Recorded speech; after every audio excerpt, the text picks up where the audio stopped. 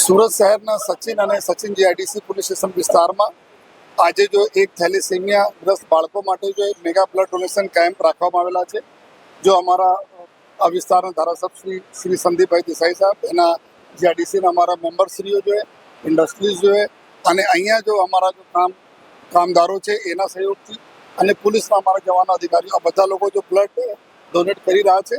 અને આજે જો અમે આ બ્લડ ડોનેશનનો મેઇન પર્પઝ છે કે અમારા શહેરમાં 800 જેટલા અમારા થેલેસેમિયાથી ગ્રસ્ત અમારા બાળકો છે, એના માટે જો નિયમિત બ્લડની જરૂરત પડે છે તો એના બ્લડ અમે અલગ અલગ 7 જો બ્લડ બેંકો આવી છે એના મારફતે એના પર પહોંચાડીએ.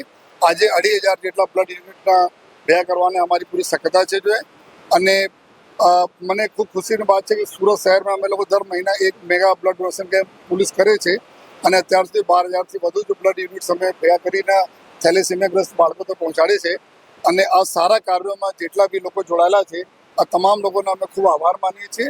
અને આપણી આ નૈતિક જવાબદારી છે કે આપણા એવા બાળકોના સારા જો હેલ્થ રહે એના માટે જો બ્લડની જરૂર પડે છે. આ જ રીતે આપ લોકો સહયોગ